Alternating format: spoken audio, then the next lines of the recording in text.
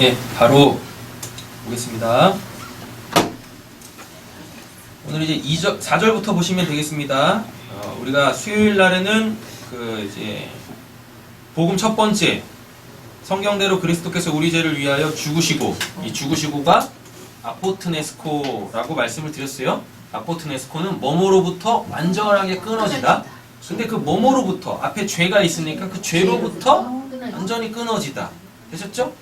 그렇게 뗄래야 뗄 수 없었던, 내 스스로가 해결할래야 해결할 수 없었던 그 죄라는 것을 예수가 죽으심으로 이렇게 어떻게 해요? 끊어냈어요. 그래서 나에게서 떨어져 나간 그 죄는 다시 나에게 달라붙지 않습니다.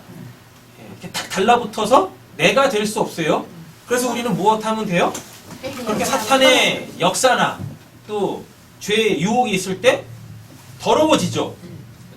안 더러워지는 거 아닙니다. 더러워져요. 그럼 무엇하면 돼요? 그거 그냥 털어내면 돼요. 씻어내면 돼요. 그 죄 때문에, 여러분 이 부분이 중요한 겁니다. 그 죄 때문에 나의 신분이 바뀌는 게 아니에요. 나의 하나님의 아들이라는, 하나님의 백성이라는 그 신분이 바뀌는 게 아니니까 여러분 빨리빨리 털어내세요. 근데 여기에 사탄이 역사하면 어떻게 되어져요? 너 죄 지었네? 너 하나님한테 득주했네? 너 하나님의 아들도 아니야. 너 하나님 백성도 아니야. 이게 사탄의 역사란 말입니다. 그러니까 분별하셔서 비록 눈에 보이는 것들 때문에 이렇게 내 마음이 흔들리고, 그리고서 소위 말하는 그 죄라는 것을 지었을 때 빨리 기도하시면서 이미 주어진 이 복음 첫 번째, 성경대로 그리스도께서 우리 죄를 위하여 죽으시고, 이 말씀 붙잡고 빨리 털어내시면 돼요. 그래서 죄의 무거운 짐을 지고 힘겹게 걸어가지 마시고 가볍게 이렇게 걸어 나가시면 되겠다라는 것입니다. 그리고 이렇게 이 3절의 그 복음으로 죄에게서 완전히 분리된 나 있죠. 그죠? 죄에게서 완전히 분리된 그 나에게 있어서의 내 바깥에 있는 그 죄를 하나님은 더 이상 죄라고 하신다? 안 하세요. 뭐라 그래요? 몸의 행실, 썩어져가는 옛구습 이런다니까요. 하나님은 그거 죄라고 안 그러세요? 그죠? 그러니까 그것과 나는 상관없이 천국 갑니다. 잊지 마세요. 이게 복음 첫 번째예요. 이걸 이제 십자가의 복음이라고 하잖아요.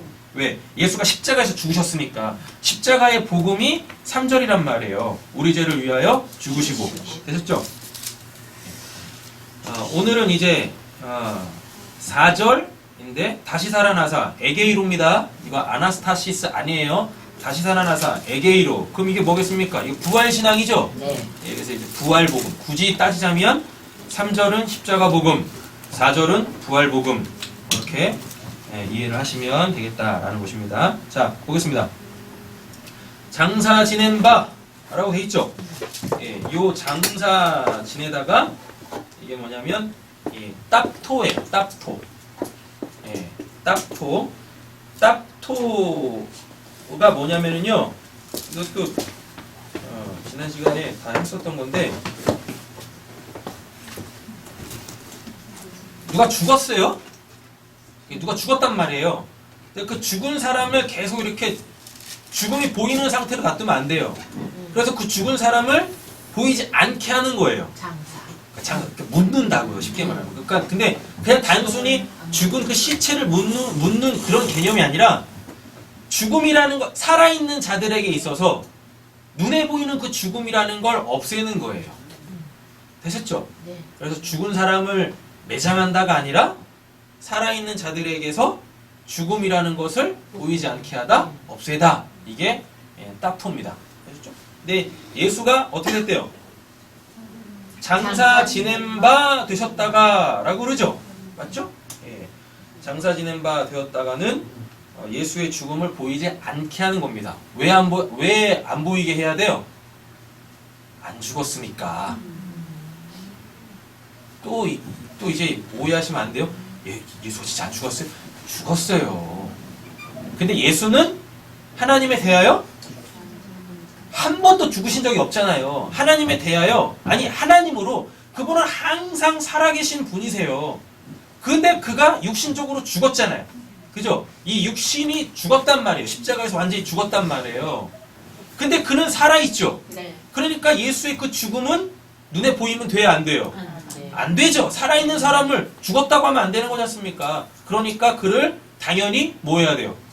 매장해야 되는 거예요. 네, 매장해야 돼요. 자, 근데 이것도 굉장히 중요한 개념이에요. 왜냐하면 우리가 요한계시록 계속 보고 있지 않습니까? 네. 요한계시록에 보면 성도가 이 땅에서 죽어요. 이게 묵시고 이게 역사죠. 여기가 태초고 잖아요. 그리고 언젠가 이 세상에 끝이 있을 거란 말이에요. 종말이 있을 거란 말이에요. 그래서 예수가 이렇게 십자가에서 죽죠. 그죠? 그 다음에 내가 태어나서 내가 죽는데 나한테도 이렇게 십자가가 반드시 섭니다. 되셨죠? 구원을 받았어요. 네크로스, 영적으로 죽어있는 상태에서 예수의 에게이로로 통하여서 예수의 아포트네스코와 에게이로로 통하여서 내가 하나님에 대하여서 살아났죠. 네. 자, 살아난 자는 역사 속에서 살겠죠. 여전히. 네. 맞죠? 역사 속에 살다가 언젠가 죽을 거예요. 네. 네? 언젠가 반드시 죽을 겁니다. 근데 요한계시록에서 뭐라 그래요? 잠잔다 그래요. 잠잔다는 오늘 본문에 나오고요. 그리스도 안에서 잠자는 자들 본문 안에 나오고요.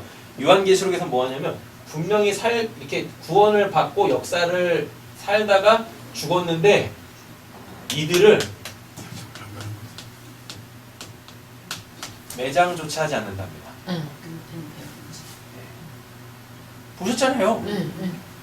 묻어주지도 않는데요. 뭐예요? 죽어있는 상태로 계속 논다는 얘기죠. 그래서 뭐 한다는 얘기예요? 요즘에 IS가 잘하는 거 있잖아요. 그러니까 테러 집단 IS가 잘하는 거 있잖아요. 막 공개 처형하잖아요. 그래놓고 막 사람들 막 매달아놓고 막 그러지 않습니까? 막 불태우고 막 그러잖아요. 그 뜻이 뭐예요? 예, 우리한테 대항을 하거나 우리한테 받아들이지 않으면 니들도 다 이렇게 죽일 거야 이거잖아요. 맞잖아요. 왜 매장을 안 시켜요? 니들 예수 믿으면 이렇게 죽일 거다 이거란 말이에요. 근데 이거를 뒤집어 보면 구원사 쪽으로 뒤집어 보면 우리는 죽은 자가 아니야.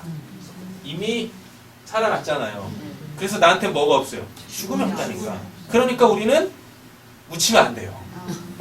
되셨죠? 네. 예. 근데 사탄은 이 하나님의 영적 구원사를 구원받지 못한 이 세상에다가 뭘로? 공포로, 무서움으로 이게 역으로 사용을 한다니까요? 역으로? 그러니까 우리는 이 메시지를 정확하게 알고 있으면 객사를 해도 험한 말이지만 객사를 해도 아쉬울 게 없는 거잖아요.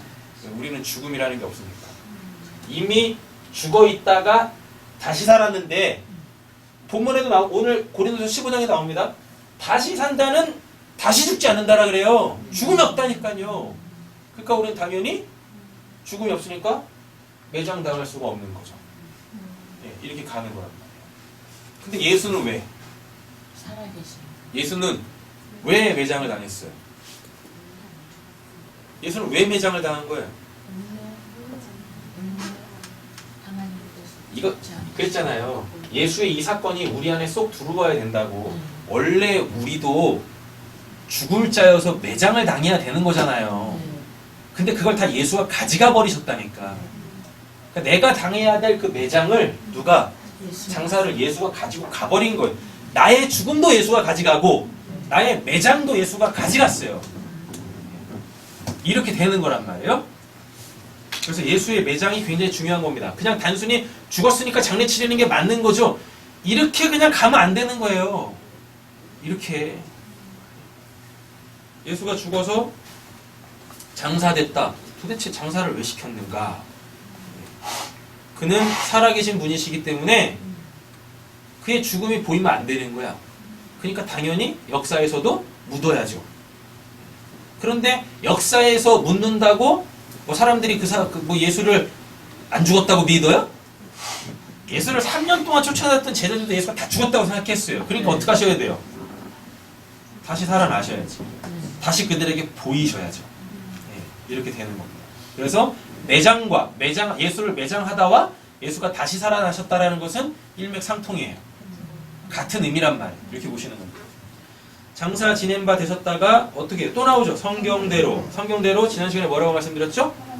하나님의 계획대로, 그죠? 하나님의 말씀대로 이미 그렇게 되어 있다라는 겁니다. 그래서 그냥 그 수순에 따라서 착착착착 이루어지는 거예요. 그게 성경대로입니다. 사흘 만에는 했죠? 네. 6, 7, 8, 4일 만에, 3일 만에 부활하셨잖아요. 3일 만에 다시 살아나사 에게이로 하셨다라고 했을 때 이때가 언제냐면 6월절이에요. 큰 절기 6월절밖에 없어요. 근데 6월절 뭐예요? 어린 양 잡잖아요. 맞죠? 6월절이면서 뭐냐면 이날이 안식일이에요. 그럼 당연히 이날은 언제겠어요? 예수가 이날 십자가에서 매달리잖아요. 네. 그럼 이 상징하는 게 뭐예요? 안식을 하려면 첫째 날부터 여섯째 날까지 하나님의 첫 창조. 예수님이 여섯 번째 날 십자가에, 즉 안식일 전에, 6월절 전에 예수님이 십자가에서 죽으셨다라는 건 하나님의 그 첫 창조를 보여주는 거예요. 그걸 예수가 다 했다는 얘기입니다. 예수가. 그래서 물 위도 걷는 거고, 그래서 사람들이 먹는 빵도 만들어서 주는 거고, 그래서 그 모든 죽음의 현상인 병 고치는 거, 귀신 들리는 것도 다 고치시는 거예요. 그래서 그들을 새롭게 만들잖아요. 여섯째 날 예수가 십자가에서 죽으신다라는 말은 그 창세기 1장의 첫째 날부터 여섯째 날의 그 사역, 그 첫 창조를 누가 했다? 그걸 예수가 했다라는 걸 보여주는 거예요. 근데 이게 시작이야. 이게 시작이에요. 완성은 언제니까? 다시 살아남으로 완성되는 거니까. 예, 이렇게 되는 거란 말이에요. 그럼 6은 해결이 되신 거죠? 첫 창조를 누가 했어요? 예수가 했는데 요한복음 1장으로 가보면 그 예수는 말씀인데 말씀은 곧 하나님이시다. 그런데 창세기 1장에 하나님이 세상을 뭘로 만드세요? 말씀으로 창조하시잖아요. 그러니까 모든 것의 시작이 뭐? 그렇죠. 예수 그리스도. 그 말씀으로 시작됐다라는 겁니다. 네, 그 말씀으로. 그래서 예수가 죽죠. 여섯째 날 예수가 죽어요. 그 죽음으로 말미암아 뭐가 또 시작된 거예요? 하나님의 구원이 시작되는 거죠. 그리고 이 6월절, 이 안식일 날 예수가 뭐예요? 예수가 뭐예요? 잘 보세요. 예수의 죽음에 동참하지 않은 사람들이 있습니다. 맞죠? 예수의 죽음에 동참하지 않는 사람이 있어요. 예수의 죽음이 노아 방주잖아요. 노아 방주라니까요. 왜냐하면 노아 식구들이 하나님의 물 심판 속에서 뭐 때문에 살아나요? 방주 때문에 살아난다니까요. 방주에 들어가 있으니까 사는 거예요. 원래 노아와 그 7 식구도 뭐에 맞아 죽어야 되는 겁니까? 하나님의 심판, 그 물에 맞아 죽어야 돼. 그 물에 빠져 죽어야 되는 자들인데 노아가 맞아야 될 그 물 심판을 누가 대신 맞아버려요? 방주가 대신 맞잖아요. 노아가 물 맞아서 죽어야 되는데 그걸 대신해서, 노아 대신해서, 이게 피페르라는 단어입니다. 이거 3절에도 나와요. 뭐요? 예수가 우리 죄를 위하여. 거기서 위하여가 대신하다예요. 대신하다. 근데 지난 시간에 말씀드렸잖아요. 그 대신하다가 뭐예요? 품고 죽어버린 거야. 되셨죠? 네. 그래서 이 노아 방주 사건 여기까지 다 끌고 들어오셔야 되는 거예요. 그래야지 성경을 다 보시는 거예요.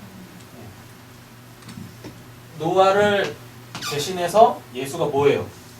죽는다니까요. 대신해서. 그리고 이 안에 있었던 누구는? 8시. 이게 8 식구라고 합니다. 또 8이라고 해요. 그래서 얘네가 이렇게 딱 살아난단 말이죠. 이렇게. 자, 근데 잘 보세요. 이날 예수가 뭘 하냐면, 이날 죽으시고, 이날 뭘 하시냐면, 내 죽음에 동참하지 않은 너희들이 심판을 이미 받은 거야 라고 말씀하세요. 이거 저번에 시간에 했었죠. 네. 베드로전서 몇 장이에요?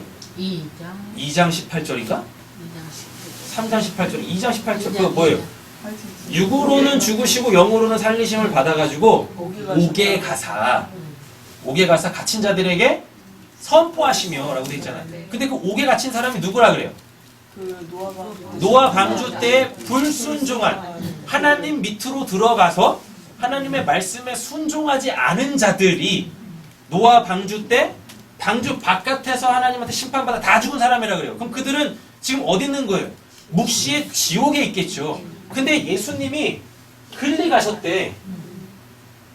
그 묵시에 가셔가지고 그들에게 선포를 하셨대요. 그들에게. 근데 그게 무슨 사건이에요? 예수님의 십자가가 노아 방주 사건이라는 것을 보여주면서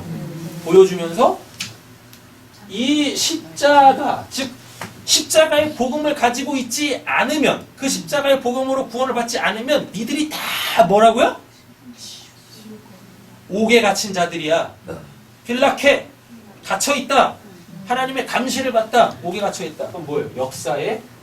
역사라는 그 감옥에 갇혀있다. 그게 이날 선포가 된 거예요. 이날. 그리고서 어떻게? 여기서 선포하고 그 다음에 이제 하나, 둘, 셋, 3일째 되는 날 또 뭐로? 8일째 되는 날 뭐예요? 예수님이 저요 다시 살아나십니다. 이게 에게이로예요. 에게이로. 아나스타시스 아니에요? 누누이 말씀드리지만 예수한테 아나스타시스 안 씁니다. 안 써요. 안 써. 아나스타시스. 예수한테는 뭐만 써요? 에게이로만 써요. 만약에 그러니까 특별히 사복음서에서는 이 예수의 아나스타시스를 결코 안 써요. 근데 딱 한 번 마태복음 27장 가보세요. 마태복음 27장.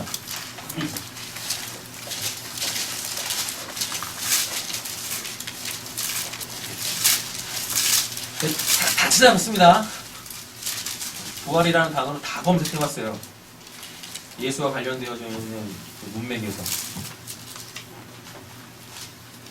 마태복음 27장 53절 읽겠습니다. 예수의 부활 후에 저희가 무덤에서 나와서 많은 사람에게 보이니라. 부활 동그라미 쳐보세요. 우리 분명히 예수가 부활했다라 그러죠. 네. 그럼 우리는 이렇게 좀 헬라어, 히브리어 이렇게 말씀을 드리시다 보면 대번에 예수가 아나스타시스 했네 이렇게 보시는데 여기서 이 부활이 아나스타시스가 아니에요. 에게르시스입니다. 예. 에게이로는 동사고요. 이 에게이로의 명사형이 에게르시스예요. 예. 그럼 뭐예요? 이거는 다시 살아나다, 다시 삶이죠. 에게르시스는. 근데 그거를 부활로 번역을 했어요. 그러니까 예수한테 사복음서에선 그 어디에서도 예수한테 아나스타시스를 쓰지 않아요. 예수한테는 에게이로, 에게르시스만 씁니다. 문자 다 받으셨죠? 읽어보셨어요? 아직 못 읽어보셨죠? 왜 사복음서에서 왜 예수한테 아나스타시스를 쓰지 않은 이유를 문자에다 넣어드렸으니까 예배 끝나시면 한 번씩 다 보세요.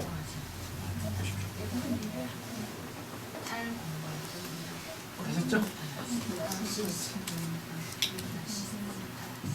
뭐하다 근데 지금 이거 하는 거죠? 8일째. 예, 8일째. 이 예수가 다시 살아났다라는 뜻은 이 첫 창조의 그 완성. 예, 여기 첫 창조의 뭐니까? 새하늘과 처음 땅과 처음 하늘인데 이제 이렇게 가면 뭐요? 새하늘과 새 땅 하나님께 온전히 순종하고 그의 주권하에 살게 되어지는 그 산, 팔, 그걸 뜻한단 말입니다. 자, 근데 이 팔도 결국은 뭐냐면 여러분 노아가 방주에서 나와서 한 게 뭐예요?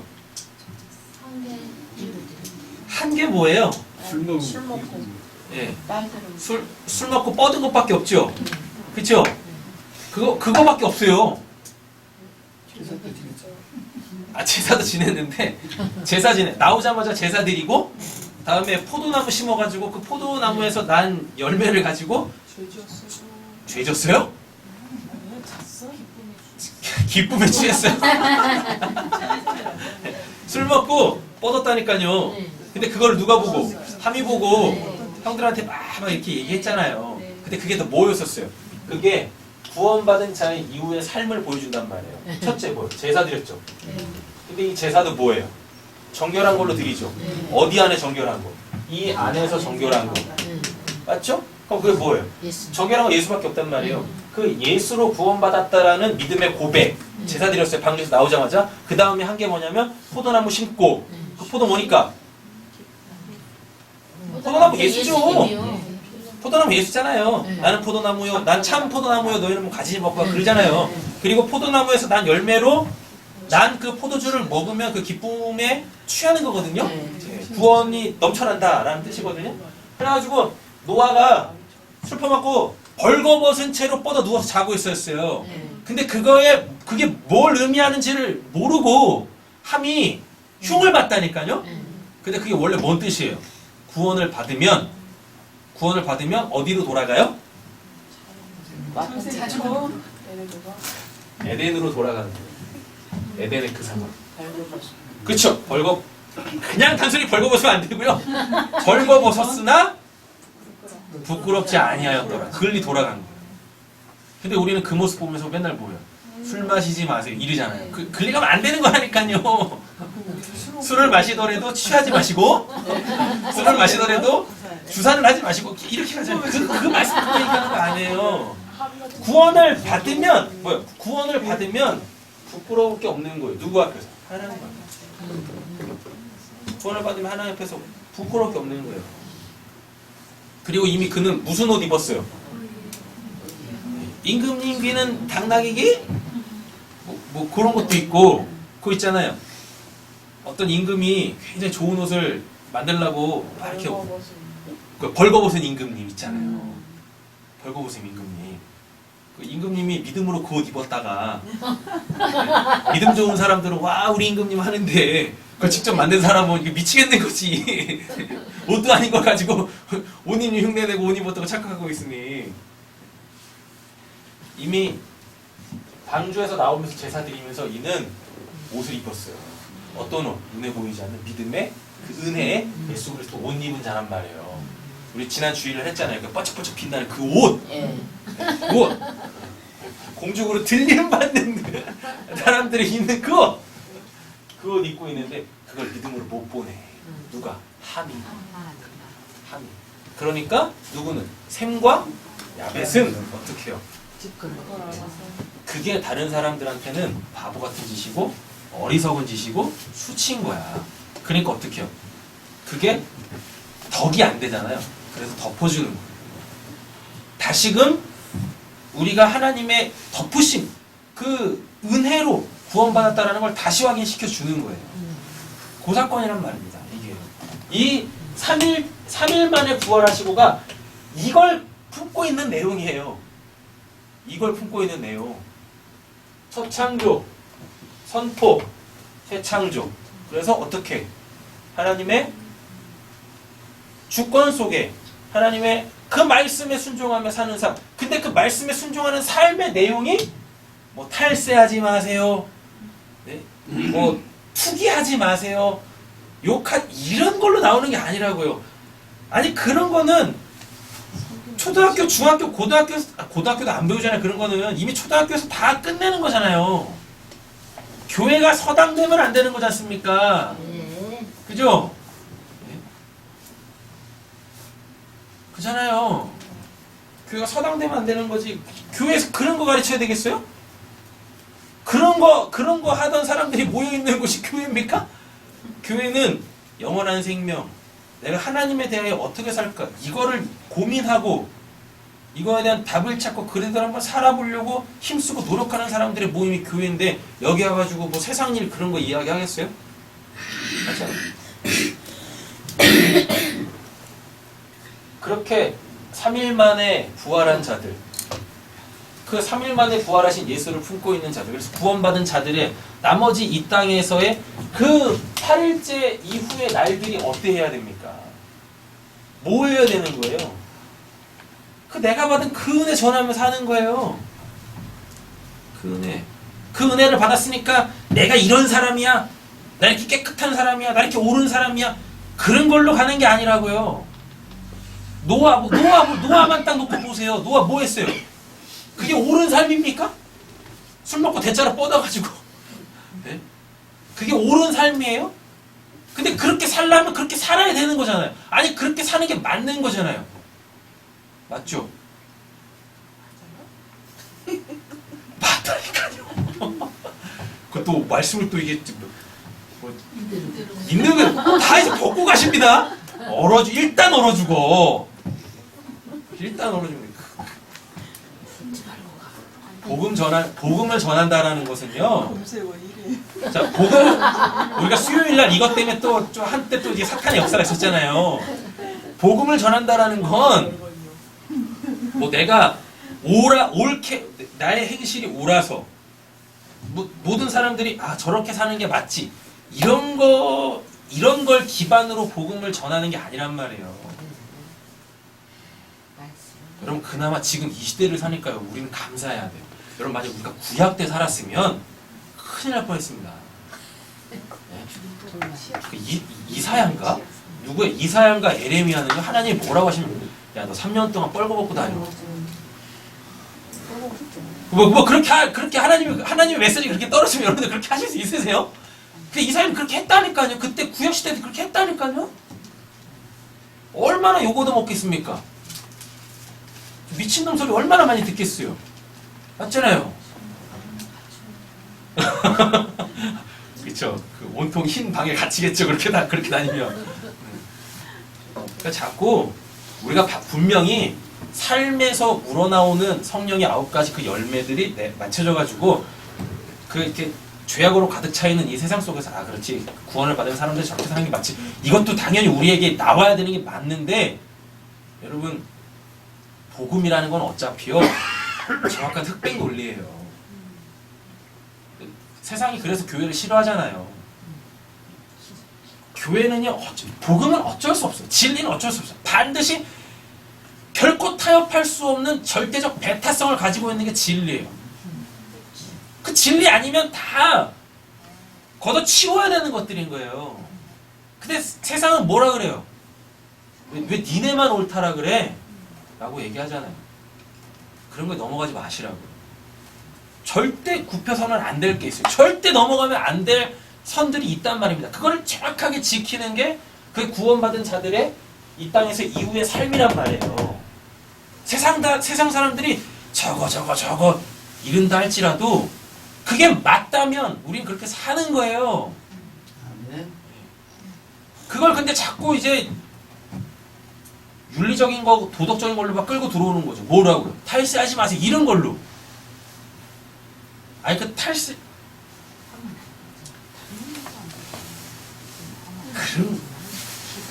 구원받아서 아니 그러면은 구원 안 받고 탈세 안 하는 사람들은 다 죽어서 천국 가겠네. 그렇잖아요. 세상 사람들과 다르다고 했을 때 그건 단순히 윤리와 도덕적인 세상이 지금 이거 뭐 상식이라고 생각하는 그 선에 맞춰 사는 것 그런 거 얘기하는 거야. 하나님이 벌거벗고 살라고 하면 사시겠어요? 그런 거 얘기하는 거란 말이에요. 그런 거. 복음의 배타성. 그런 거 얘기하는 거.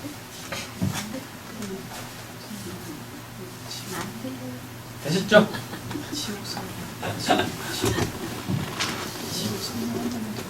뭐 하다 근데 여기까지 왔어요? 4월 만에. 사흘 만에. 자, 본문 다시 보겠습니다. 장사 지낸 바 되셨다가 성경대로 사흘 만에 다시 살아났다. 다시 살아났다. 간단하게 정리만 해드릴게요. 어떤 사람이 있어요. 어떤 사람이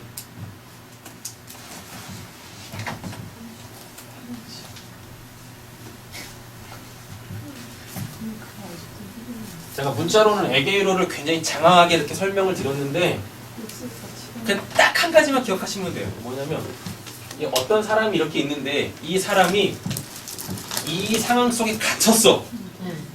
이 상황 속에 갇혔어요. 근데 이 사람 스스로는 이 상황에서 빠져나올 수가 없어요. 빠져나올 수가 없는데 이 상황 바깥에 있는 그 어떤 분이 이 사람을 딱 끄집어내. 그래서 이 상황 속에다가 이 사람을 딱 갖다 두면 이게 에게이로예요. 이거예요. 이게 더 어려우세요? 자, 보세요. 예수가 있어요. 예수가 있어요. 예수가 있는데 예수 스스로 어쩔 수 없는 뭐에 갇혀버렸습니까? 죽음. 육신적 죽음에 갇혔잖아요. 영으로는 살아있지만 육신적으로 죽었잖아요. 그건 예수가 어떻게 할 수 있는 부분이 아니라니까요. 되셨죠? 영혼이 살아있는데 육신이 죽었다고요? 그렇지. 영혼은 하나님에 대해 죽지 않았으니까. 십자가에서 얘기했는데. 여기저기서 그냥 막 맞았어. 예수가 십자가에서 죽는 그 사건이 네. 영으로는 살아있지만 영으로는 살아있다가 하나님에 대하여서는 살아계신 거예요. 네. 죽음이라는 게 없다니까요. 네. 근데 뭐는 죽었어요? 육신. 코끝에 호흡은 딱 떨어졌어요. 육신적으로 진짜 죽었단 말이에요. 근데 그 육신적으로 죽은 건 예수도 어떻게 할 수가 없어요.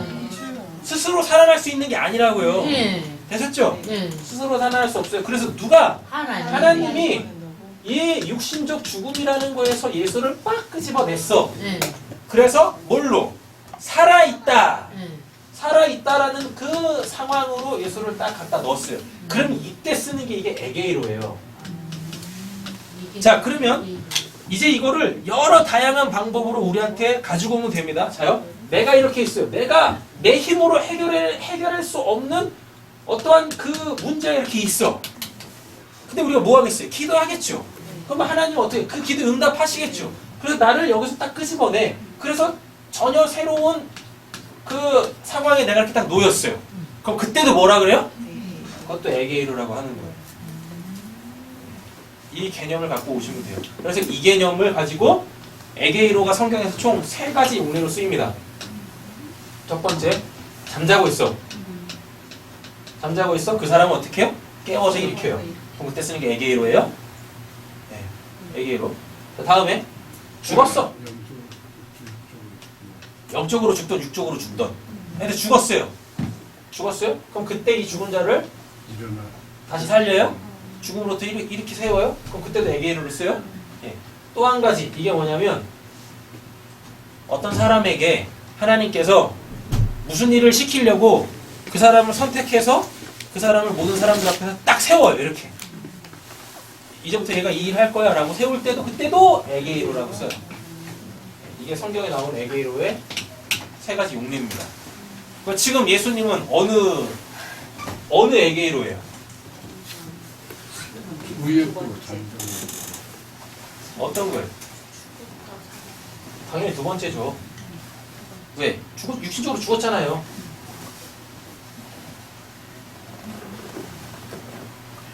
예수가 잠자는 거 아니잖아요. 예수가 잠자는 거 아니라니까요. 예수가 실제로 죽었잖아요. 실제적으로 죽어서 무엇해요? 살리잖아요. 2번째 용례로 쓰이는 겁니다. 네, 에게이로 확실하게 정리되셨죠? 네. 자, 부활의 복음 4절 정리하겠습니다. 4절은 장사 지낸 바 되셨다가 성경대로 사흘 만에 다시 살아났다. 이 말씀이 우리에게 주는 건 뭐냐면 이거죠. 내가 어찌할 수 없는 그 상황에서 하나님이 건져내셨다. 근데 이게 무슨 의미냐면 내가 어찌할 수 없는 내 상황은 뭐예요? 나의 왕되기. 나 왕되기. 에서 하나님이 어떻게 해요? 하나님이 왕이신 하나님의 나라로 나를 이렇게 딱 끌고 오신 거예요. 이게 부활 신앙입니다. 부활의 복음. 예수가 단순히 부활했다라는 것이 와 예수가 다시 사셨다 이런 거 의미하는 단순히 이런 거 의미하는 거 아니에요. 예수의 부활이라는 것, 예수의 에게이로 예수가 이렇게 일어났다 라는 그 말이 우리에게 지금 던지는 메시지가 뭐냐면 너 언제까지 너 왕되기의 삶을 살래? 그게 너가 죽은 거야. 내가 너 거기서 내가 너 살릴 거야. 그래 살아났어요. 그럼 뭐예요? 하나님이 왕이신 그 하나님의 나라를 살게 되어지는 거예요. 이게 부활신앙이란 말이에요. 이게 부활의 복음이란 말이에요. 그냥 단순히 그냥 내 바깥에 있는 그 예수가 죽었는데 살아났더라. 근데 안타깝게 예수만 살아났지.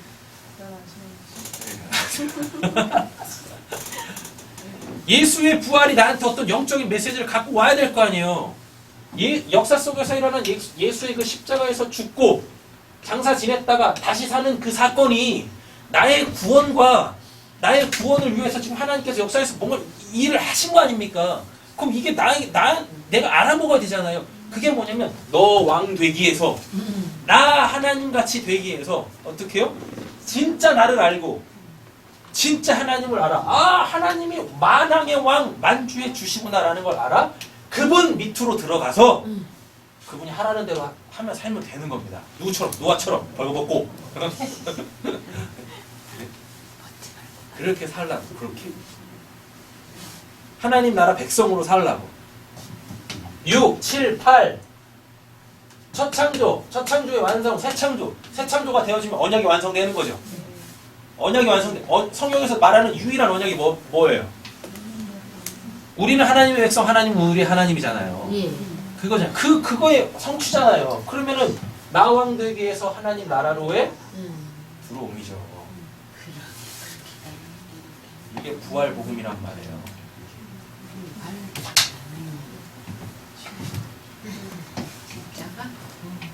자, 분위기 보니까 5절까지 가겠네요. 5절에서 9절까지 한 방에 보겠습니다. 뭐만 보시면 되냐면 보이시고만 보시면 돼요. 첫 번째 누구한테 보이셨어요? 대바에게, 그 다음에 12제자, 그 다음에 6절에서 500의 형제, 그 다음에 7절 야고보. 여기서 야고보는 예수님의 제자 야고보 아닙니다. 예수님의 동생, 육신적 동생의, 그러니까 쉽게 말하면 씨 다른 동생이죠. 배는 같으니까. 그 야고보에게 보셨습니다. 근데 이 야고보가 뭘 쓰냐면 야고보서를 써요. 네. 그리고 예루살렘 교회 있지 않습니까? 예루살렘 교회의 수장이 됩니다. 네, 수장이 돼요. 이렇게. 근데 왜 하필이면 야고보에게 보이셨을까요? 여러분 잘 한번 생각해 보세요. 예수님의 12명의 제자보다 예수를 더 많이 본 사람들이 있습니다. 누구예요? 그 형제들. 당연히 그의 형제겠죠. 맞잖아요. 그의 형제들이 근데 그의 형제들이 정작 예수님께서 하나님의 나라를 전파하시고 하나님의 나라를 이 땅에 이렇게 쫙 보여주실 때 정작 그들이 했던 게 뭡니까? 저런 미친놈이야. 가정이나 먹여 살리려고 장남이 돼가지고 말이야. 가게를 세울 생각은 안 하고 좀 뭐하는 짓이야. 이랬었다니까요. 그래서 예수님이 뭐라 그래요? 내 어미와 내 형제는 내 아버지 하나님의 말씀대로 사는 자들이다 라고 얘기를 합니다. 근데 그때 예수의 육신적 모친 마리아와 그의 동생들, 야고보 포함이겠죠. 그의 동생들이 예수가 가운데 있는 그 집 바깥에 이렇게 있었어요. 그래서 여기서 뭐 어때요? 이를 박박 깔고 있네. 슬프며 이를 갈지어다. 여기서 뭐 하고 있는 거예요? 예수님이 천국 복음을 전하고 있는 거예요. 정작 예수의 가족들은 피를 나눈 형제는 바깥에서 일을 가고 있어. 미친놈이야. 그래서 야고보한테 보이시는 거예요. 그러니까 야고보는 얼마나 감회가 새롭겠습니까? 긴가민도 했던 내 형님이 진짜 메시아였어. 대단한 라인이 생겨버려서 갑자기 요즘 우리 세상도 그렇잖아요. 맞잖아요. 누구 라인에 승리냐에 따라서 지금 그 5절에 보면 개바가 나오잖아요. 예, 이게 지금 베드로를 말하는 거죠? 예, 개바 베드로입니다. 군인이 붙여준 이름. 원래 이름이 개바예요. 그러니까 이렇게 되는 거죠. 어디였어? 시몬이죠. 시몬 베드로의 요한의 아들 시모나 이럽니다. 시몬인데 우리가 알고 있는 베드로가 시몬이에요.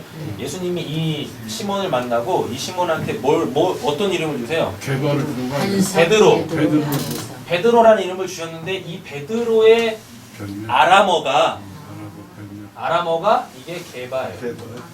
그럼 베드로, 개바가 같은 뜻이에요. 반석.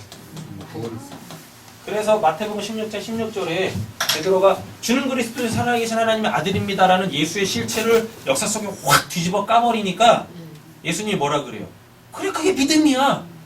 그게 그 믿음이 너가 하나님의 집이 되어지는 그 반석, 그 기초가 될 거야.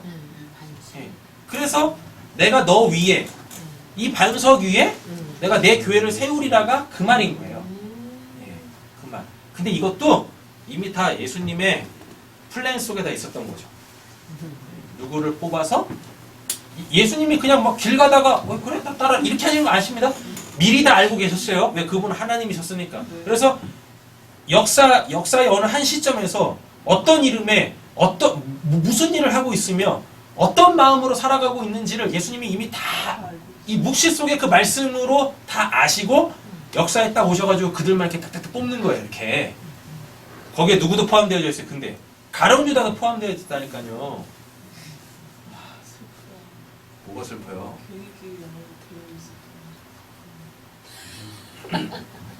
이때까지만 해도 지금 베드로는 개바는 12 제자 속에 안 들어가 있던 사람이에요.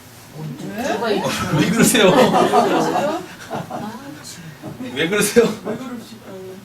아니 여기서 개바에게 보이시고 후에 12 제자에게 와 그랬거든.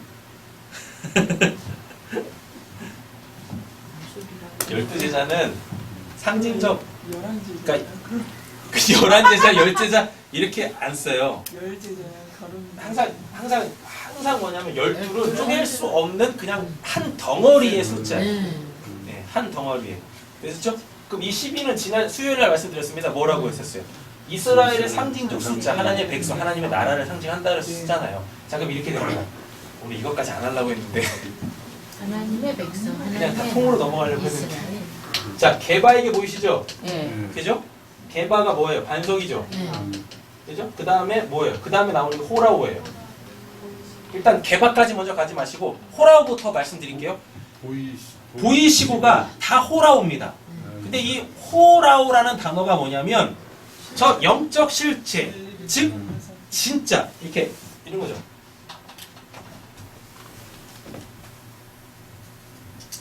말씀 재밌지 않으세요? 재밌어요.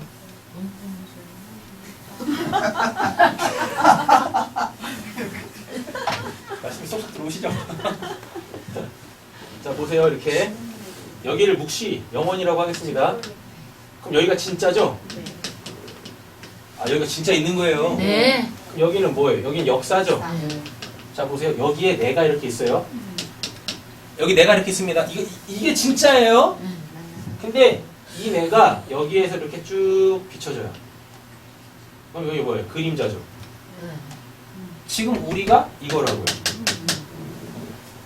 되셨어요? 그 지금 하나님께서 창세기 1장에서 이렇게 쭉 6일 동안 쫙 만들어 놓으신 이 피조세계 있죠? 네. 이 피조세계가 눈에 보인다고 이게 실제가 아니에요. 네. 이게 다 이게 다 그림자예요. 아, 그게 생생해. 생생하다니까? 근데 지금 이런 것들이 이렇게 생생한 이유가 뭐냐면 이거의 실체가 천국에서도 그렇게 생생하게 있다는 뜻입니다. 네. 그럼 또 이러십니다 또? 아 그러면 천국 가면 이런 거 진짜 있어요. 또 이런 거안 참네. 이게 의미한 자 역사에 지금 이게 이렇게 있죠. 근데 이게 진짜 아니에요. 네. 이거는 묵시, 즉 영혼에 있는 그 어떤 거의 그림자예요. 어떤 거의 그림자. 그건 뭐냐면 이걸 통해서 이 생생한 이걸 통해서 저기를 알아먹으라는 겁니다. 근데 저기에 있는 그것이 여기에 있는 이것처럼 진짜 이렇게 있다고요. 근데 이게 묵시에 있는 게 아니라 묵시에 있는 그거를 그게 뭔지를 모르는데 그거의 모형으로 이미지로 이렇게 여기다 만드신 거예요. 네. 그래서 우리는 이걸 통해서 이게 아닌 이거의 진짜 실체 이걸 알아먹는 거죠. 되셨죠? 그래서 지금 이렇게 예수님이 죽으시고 살아나셔가지고 보이셨다라 그러죠. 그 보이셨다 호라우가 이 모습으로 오신 거예요. 그 전에는 뭐였는데? 이거의 그림자, 역사의 산물, 인간, 역사적 예수였는데 지금 죽고 부활하셔서 이렇게 다시 오셔가지고 자기의 살아나심을 보이시는 그 예수는 이 예수, 역사 속에 있었던 이 예수가 아니라 진짜 이 모습으로 오신 거예요. 네, 그래서 못 알아보는 거예요. 만약에 똑같았으면 알아먹었겠죠. 근데 못 알아먹는다니까. 한 명도 못 알아먹어요. 한 명도. 못 알아먹어요. 근데 도마가 이런 말 하죠. 나한테도 보여주세요. 그분 앞에 대고 나한테도 보여주세요. 그럼 그거 뭐예요? 호라우로 내려오셨는데 뭐예요? 그걸 이 모습으로 못 알아먹고 또 역사로 오신 그 예수로 또 보고 있네. 자기가 예전 죽기 전에 따라다녔던 그 예수로 보고 있는 거야. 지금 그 예수는 그 예수가 아닌데. 되셨죠? 이렇게 됩니다. 자, 그럼 호라우 되셨죠? 호라우는 뭐냐면 진짜 그 실체, 그 하나님의 나라에 있는 그 소위 말하는 묵시, 영혼 속에 있는 그걸로 내가 그거를 딱 봤을 때, 그걸 봤을 때 그거를 호라우 한단 말이에요. 자, 그럼 이제 보겠습니다. 게바에게 보이시죠? 게바에게 호라우 하시죠? 자, 이렇게 보세요. 그러면 이 게바라는 역사적 인물이 있을 거예요. 누구예요? 시몬 베드로. 시몬 베드로 이렇게 자. 그러면 그냥 베드로라는 이름을 쓰면 되고 시몬이라는 이름을 쓰면 됩니다. 근데 왜 하필이면 게바라는 단어를 썼을까요? 성경에서 게바라는 단어를 거의 안 써요. 베드로가. 근데 왜 여기서만 굳이 게바라는 표현을 딱 쓰는 거예요? 왜? 왜? 여기서 만약에 베드로라고 했으면 그냥 그 인간 베드로 있죠. 그 인간 베드로로 딱 딱 인식을 해버립니다. 근데 그의 그 아람어 이름 게바, 사람들이 잘 게바라고 안 불렀거든요. 왜 근데 게바에게 보이시고 하겠어요? ABA로 돼서. 아니요. 모르겠어요. 반석. 그래. 이거 뜻이 뭐예요? 반석. 반석이잖아요. 내 교회가 어디에 세워지는지 보여줄게. 반석에 세워지는 거야. 내 교회는 그 반석 위에 세워지는 거야.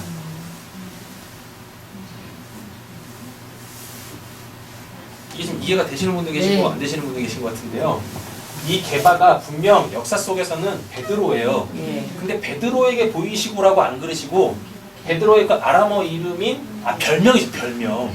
그래 주님께서 붙여주신 예, 예수님이 붙여주신 별명이라니까요. 별명. 이름이 아니라 별명이에요, 별명. 별명을 붙인다라는 건 그거에 어떤 의미가 있잖아요.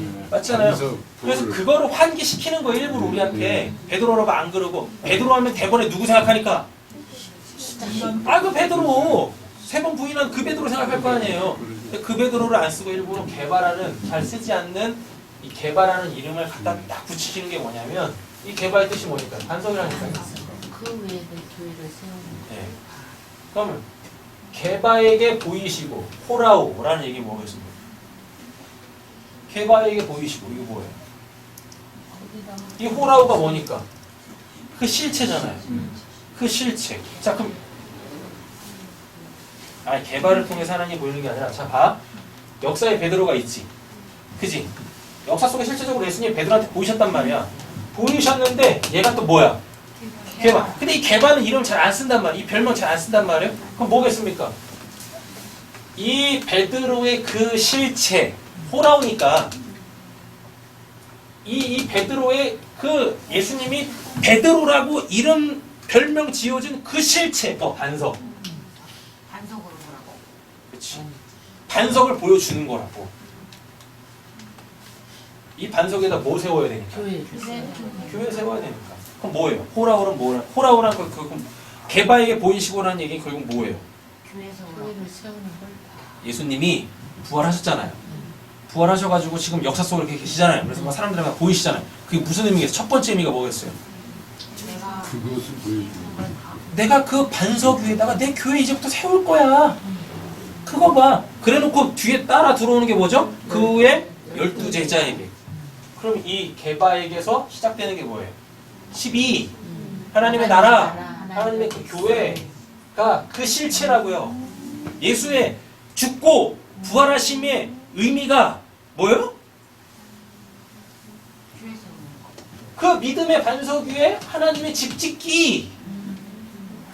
그냥 의심 많은 제자들한테 야, 나 살아났다니까? 그 믿으라니까?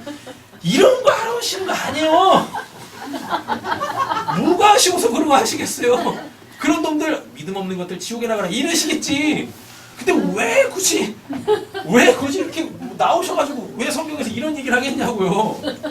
뭐 한다고. 복음은 어떤 하나의 그 메시지를 이렇게 쭉 풀어 설명하는 것 뿐입니다. 근데 지금 그게 3절, 4절, 5절 쭉 이어서 나오잖아요. 뭐요? 죽으셨어요. 다음에 다시 살아나셨어요. 다음에 보이셨다니까요. 도대체 죽으시고 부활하셔서 뭐 하시려고 보이셨냐고요?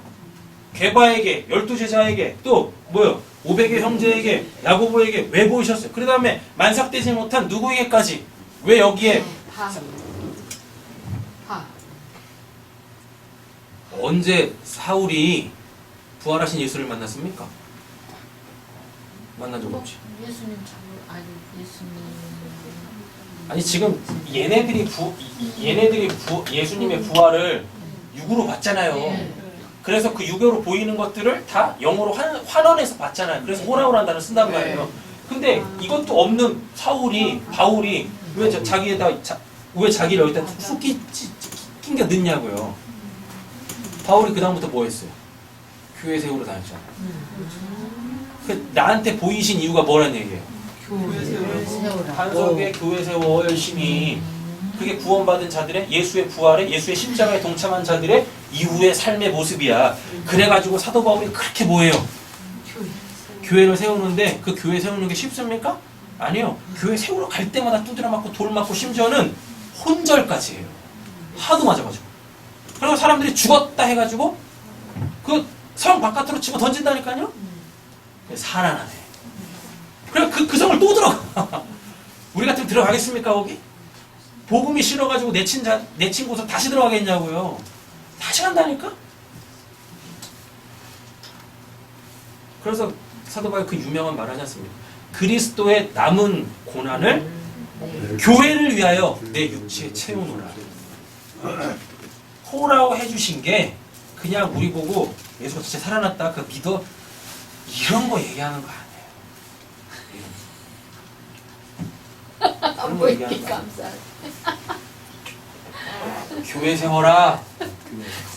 세우고 있잖아. 너가 지금 그 십자가와 그 부활에 동참한 자라면 이제부터 너가 해야 될 게 있어. 뭐냐면 그 하나님의 나라 세워가는 거야. 그 하나님의 나라 백성답게 사는 거야. 그 언약의 성취로서 살아내야 돼. 라고 말씀하시는 거예요. 이게 복음이란 말입니다. 복음은 그냥 무슨 뭐 예수 믿어 구원받아 뭐 죽어서 천국 갈 거야. 뭐 예수 믿고 복 받으면 이 땅에서 잘 먹고 잘 살아. 잘 먹고 잘 살면 좋죠. 예수 믿어서 잘 먹고 잘 살면 좋죠. 근데 복음이 그 정도 수준에서 끝나는 게 아니란 말입니다. 교회가 세워지는 것들이 얼마나 힘들고 그리고 복음을 가지고 살아내는 것이 이 역사에서는 얼마나 힘든 건지를 보여주는 거예요. 내가 복음을 갖게 되어지면은요, 내 의지와 상관없이 복음은 날 반드시 뚫고 나가게 되어져 있어요. 내 온몸을 찢으면서 나가게 되어져 있어요. 그래서 사도 바울이 그 표현을 쓰는 거예요. 내가 날마다 죽노라. 여러분 사도 바울인들, 이건 그냥 제 사견이지만 사도 바울인들 복음을 전하다가 야 진짜 구원받았으면 좋겠다 그래서 막 기쁨 막 이렇게 들뜬 마음으로 가서 복음을 딱 전해줬는데 거기서 날라오는 게 뭐예요? 돌이네. 그거 딱 맞으면서 어떤 느낌이겠습니까? 그런 마음 안 들겠어요? 그런 마음 안 들립니다. 근데 그때마다 사단이 역사하는 거 아닙니까? 맞죠? 그때마다 이건 또 제 개인적인 사견입니다. 하도 복음을 전하다 돌을 많이 맞아가지고 이상한 병이 생겼네. 이상한 병이 생겼어요. 그래서 이게 사역하는데 굉장히 걸림돌이 되는 거예요. 그래서 3번 기도합니다. 이것 좀 고쳐달라고. 육신의 가시, 사탄의 이유 이것 좀 그랬더니 하나님 뭐라 그래요? 내 은혜가 내 은혜가 내게 족하다. 그 병이 뭔지 모르니까 괜찮아요. 성경에서 언급을 안 하니까요. 사람들이 막 추정을 해요. 막 아나니아가 대충 고쳐져가지고 안질이었다. 네. 어디 있지도 않는 무슨 간질이었다. 그래가지고 또 어떤 사람들 또 급진적인 사람들은 바울이 결혼 안 했다고 추정을 합니다. 대부분. 그래가지고 그 성욕이었다. 막 이렇게도 막 설명하는 사람들이 있어요. 근데 어디 하나에도 신빙성이 없어요. 그래서 제 생각에는 복음을 전했는데 하도 돌을 맞아가지고 하도 몰매를 맞아가지고 이게 이상하게 생긴. 네. 알츠하이머인가? 알츠하이머.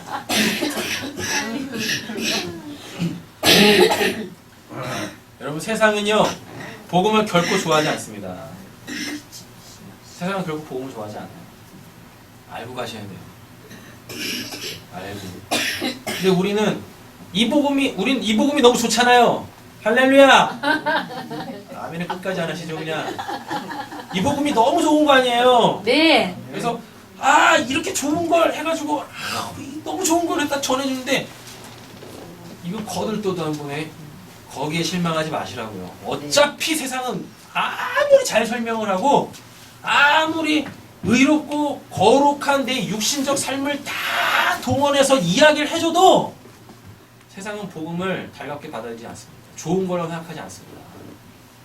그게 복음이에요. 이해가 안 되는 거예요. 그게 우리는 또 처음에 하나님이 이해가 안 되다가 하나님이 이해가 되는데 이제 세상이 이해가 안 돼. 그런데도 살아내는 거예요. 그분이 부르실 때까지.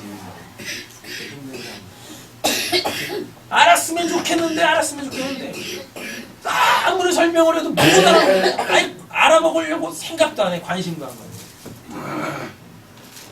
그 세상 속에서 그렇게 치열하게 사는 겁니다. 그리스도인들 가지고 이 땅에 하나님의 나라에 세우고 뭐죠? 그거에 기독교의 지향성이 있는 게 아니에요.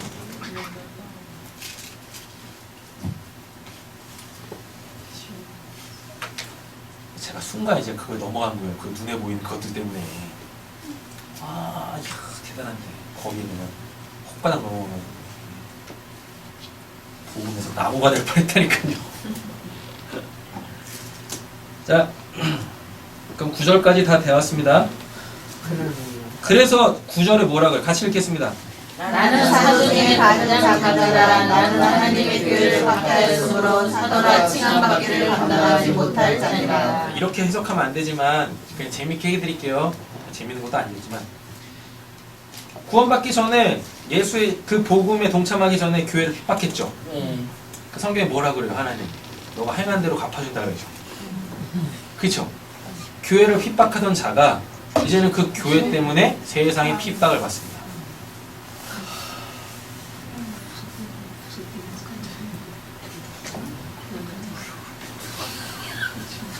그래서 감사하게 여기는 거예요.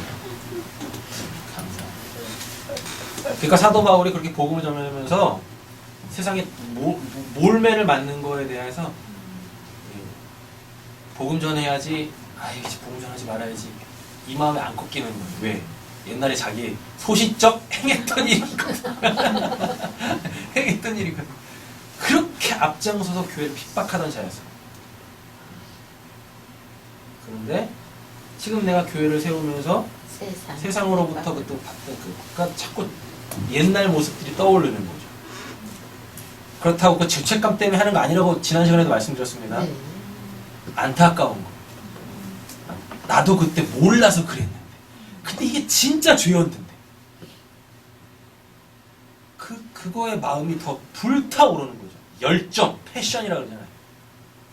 희생을 감내해서 반드시 이루고자 함, 패션, 열정. 그게 그렇게 사도 바울을 끌고 가더라 라는 겁니다. 로마의 형장에서 이렇게 순교당할 때까지 모든 그리스도인들 그렇게 가는 거예요. 자, 성경에서 성경을 읽어낼 때 가장 중요한 복음을 이제 다 다뤘어요. 수요일날과 오늘 이 시간을 통해서 다 다뤘습니다. 이 기본적 틀을 가지고 이제 성경을 보시면 돼요. 모든 성경의 사건에서 일어나는 그 사건들 있죠? 여기다 다 집어넣으세요. 그럼 다 해석돼요. 다 해석돼요. 진짜요.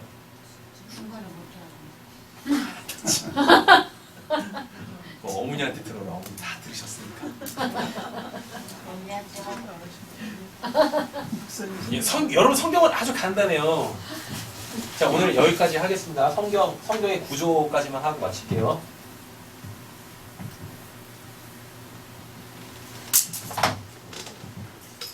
이 십자가 이제 고린도전서 5장 몇 절에 15장 몇 절에서 나오죠? 3절부터인가? 네, 3절부터 5절까지 나오죠? 이게 복음이잖아요. 이게 정확한 복음이에요. 맞죠? 그럼 이 한 사건을 설명하기 위해서 구약에서부터 계속 이렇게 보여주신 거예요. 이렇게 여기서 정점을 딱 찍고 이렇게 가는 거죠. 이렇게 계속. 그럼 성경이 이야기하는 건 결국은 이거거든요. 이것만 우리가 딱 갖고 있으면 창세기든 요한계시록이든 어디든지 간에 거기 수많은 사건들이 나오잖아요. 왜? 역사의 기록물이니까 성경 자체도 그렇게 뭐 에덴 동산 사건, 창조의 사건, 그 다음에 무슨 뭐 노아 사건, 뭐 사건들이 많이 있잖아요. 이 사건들이 다 이걸로 다 풀어져요. 그래서 이 사건에 예수가 어떻게 등장을 하는지, 뭘로 등장을 하는지. 네. 그리고 그래가지고 그 사람들은 어떻게 순종을 하고 뭐 어떻게 되고 그 이유는 어떻게 되는지 여기에 다 맞춰져요. 다.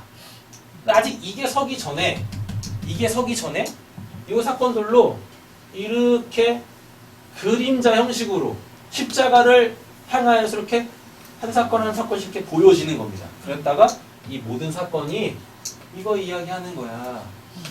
그리고 그러면 이 뒤에 나오는 사건들도 마찬가지겠죠. 여러분 이 십자가 복음 사건 이후로 나오는 첫 번째 사건이 뭡니까? 이게 복음이잖아. 예수님 십자가에서 죽으시고 부활하시고 보이시고 이 사건 이후에 이걸 구원이라고 하지 않니? 그치 재림아? 이걸 구원 사건이라고 하잖아. 이게 복음이잖아. 이 예수의 구원 사건, 복음 사건 이후로 제일 처음에 등장하는 사건이 뭐예요? 그쵸? 안진뱅이 사건이죠. 안진뱅이 사건이잖아요.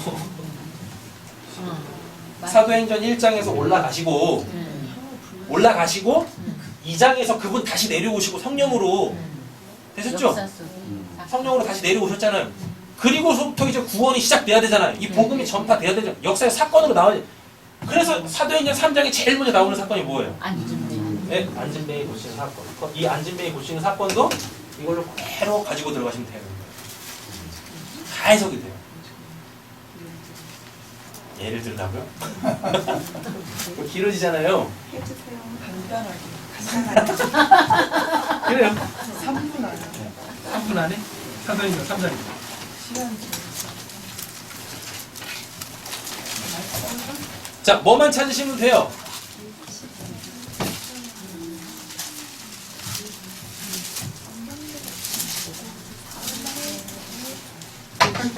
세 개만 찾으시면 돼요. 뭐요?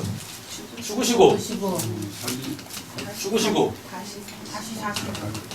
다시 살고 보이시고 이것만 찾으면 되시잖아요. 자, 그러면은 이렇게 하시면 조금 힘드시니까 이거 뭐요? 네크로스에서 그다음에 아포트네스코. 아포트네스코. 이거 찾으시면 돼요. 이거 에게이로. 에게이로는 이 상황 속에서 이 상황으로 가는 거고. 그죠? 호라오는 뭐예요? 역사의 그림자를 통해서 묵시의 그 실체를 찾으면 되고. 이게 복음이잖아요. 네. 이것만 가지고 딱 보세요. 3장입니다. 제9시 기도 시간에 베드로와 요한이 성전에 올라갑니다. 나면서 못 걷게 된 이 뭐예요 이게? 나면서 못 걷게 되니 이게 죽은 거잖아요. 왜 이게 죽은 거냐면 이 사람이 병 고치자마자 간 데가 어딥니까? 성전. 아버지의 집 교회로 들어갔다니까요. 근데 지금 교회로 들어가 있어야 될 자가 못 가고 있죠. 그럼 뭐예요? 영적으로 죽은 자잖아요. 맞죠? 영적으로 죽은 자 못 가고 있습니다. 그럼 여기서 이제 아포트네스코 나와야 되죠. 뭐로부터 죽다잖아요. 안진뱅이 그 상황으로부터 죽는 완전히 끊어지는 거죠. 그러니까 뭐 어때요? 에게이로 안진뱅이에서 일어난 사건으로 나온단 말이에요. 되셨죠? 근데 여기에서 반드시 예수가 나와야 되죠. 왜냐하면 에게이로를 하려면 자기 스스로 못 나와. 그래서 자기 바깥에 있는 그 누가 하나님이 그 예수가 끄집어내줘야 돼. 누가 끄집어내요? 베드로가 베드로가 끄집어내요? 복음이. 복음이 예수 이름이. 은과 금은 내게 없거니와 내게 있는 것으로 내게 나사는 예수 이름으로 일어나 걸으라라고 하잖아요. 그래서 예수로 일어난다니까요. 근데 예수는 실체죠. 나사렛 예수. 잘 보세요. 이제 보이시고가 나와야 돼요. 보이시고는 뭐예요? 역사를 통해서 묵시를 알아보는 거잖아요. 지금 이 안진뱅이한테 보이는 건 누굽니까? 실제적으로 이 사람을 고친 건 누굽니까? 베드로와 요한이잖아요. 근데 얘네들의 실체가 뭐예요? 예수잖아요. 하나님이잖아요. 그러니까 고침을 받고 이 안진뱅이가 베드로한테 갑니까? 하나님. 성전 아버지의 집으로 갑니까? 아버지의 집으로 가죠. 뭐라고 다 나오죠. 다 이 구조예요. 하여튼 성경에 나오는 구원사와 관련되어져 있는 건 요 세 가지 복음. 자, 이게 무슨 복음이라고 했었어요? 십자가 복음. 그럼 이건 무슨 복음이에요? 다시 살아나니까 부활 복음이죠. 그럼 이건 뭐예요? 이건 뭔 복음이에요? 이건 무슨 복음이에요? 아, 그래, 반성복음 좋다야. 자요, 십자가 복음입니다. 여기 부활 복음입니다. 여기 재림 복음이죠. 이 복음이다. 왜? 이게 이제 아마 다음 시간 정도 되면 말씀드릴 것 같은데 이 보이시고의 의미가 묵시에 계셨던 곳이 내려오셨잖아요. 재림이잖아요. 재림이라는 단어도 자꾸 이렇게 다시 오심 이렇게 생각하시는데 아니에요. 파루시아라고 해가지고요. 재림이라는 단어가 예수의 다시 오심이 파루시아라고 해가지고 현저하게 나타나다예요. 그 묵시의 것이 현저하게 나타날 때 그래서 그 현저하게 나타난 것과 그거를 맡고 있는 사람이 이렇게 같이 함께 있을 때 그때 그걸 재림 파루시아라 그래요. 그럼 그거를 히브리어로 쭉 가지고 하시죠? 그럼 그 임마누엘입니다. 임마누엘하고 파루시아하고 똑같은 개념이에요. 십자가 복음, 부활 복음, 재림 복음. 그러니까 재림 복음 따르게 갖고 있으면 어떻게 되는 거예요? 역사에 언제 그 시간에 예수님 오신데 그날 준비해. 준비해야죠. 어저께인가 그저께인가 말도 안 되는 무슨 여러분 테트라트 문 아십니까? 아니요. 블러드 문 아세요? 블러드 문? 블러드 문이라고요. 핏빛 달, 빨간 달. 그러니까 개기월식이잖아요. 월식인데 뭐 400년 만에 한 번 온대나? 뭐 하여튼 있는데 이게 월식이 일어나는데 연속으로 달이 빨갛게 드러날 때가 있대요. 한 번도 보시겠던데. 나도 안 봤어. 이게 400년 주기인가로 나타난답니다. 정확하게는. 근데 어제 나타났다. 뭘 어제 나타나요 또. 근데 이게 이렇게 이거를 테트라트가 뭐냐면 네. 그리고 이게 핏빛이라고 해가 빨간 빛을 낸다고 해가지고 블러드라고 해요. 블러드문 책도 있어요. 책도 있다니까. 이게 메시아닉 주이스 그 기독교라고 뭐라고 되는지 하여튼 이단인지 뭔지 잘 모르겠는데 하여튼 그 이단이에요. 그 유대인들 중에서 개종해가지고 뭐 이렇게 뭐 예수 믿는 뭐 어떤 사람들이 있어요. 뭐 그런 사람들 중에 수장격 되는 것 같아요. 그 사람이 이렇게 내놓는 학설인지 뭔지. 뭐. 근데 이렇게 블러드문이 일어날 때가 언제였냐면 1948년에서 49년이었답니다. 이때가 언제인지 아세요? 이스라엘 이스라엘 건국. 회복. 네, 이스라엘이 나라 다시 찾았어요. 그때 이게 일어났대요. 그리고 더 웃긴 건 지났어. 2014년에서 2015년에 이게 다시 한번 온답니다. 400년 알았는데 그러니까 잘 보세요. 이번에 지나갔잖아요. 그러니까요. 이때 예수가 재림한다고 얘기를 하더라고요. 지났는데. 16년. 그러니까 틀렸다 이거지. 그러니까 이게 지금 나온 게 아니라 이 전에 방송했던 걸 인터뷰했던 거를 올린 거예요. 올린 거예요? 그때 그러면서 하나님의 무슨 달력이 있다면 하나님은 무슨 달력이 있어요. 그래서 자꾸 하나님의 달력 막 이렇게 추천하는 사람들이에요. 그러면서 따져 보니까 또 나사 홈페이지 들어가서 찾아봤대 또 봐. 나사. 원래 나사. 2014년에서 2015년 이 사이에 이게 다시 온 거예요. 그래가지고 이때가 바로 예수가 제일 맛있다. 준비해야 됩니다. 뻥입니다. 뻥. 딱 들어가도 뻥. 재림신앙 잘못 가지고 있으면 되는 겁니다.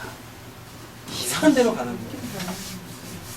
진짜 예수님이 이날 오시려고 계획을 했는데 이런 사이비들 때문에 오시고 싶어도 못 오시는 거야. 말 안 하고 가만히 있지 좀. 뭐 이런 거, 뭐 테트라트 뭐 이런 거 얘기해가지고 왜 얘기해가지고 이날 안 오시게 한 거예요? 왜 그래서 아직까지 우리가 이렇게 살아있는 거야? 빨리 가야 되는데.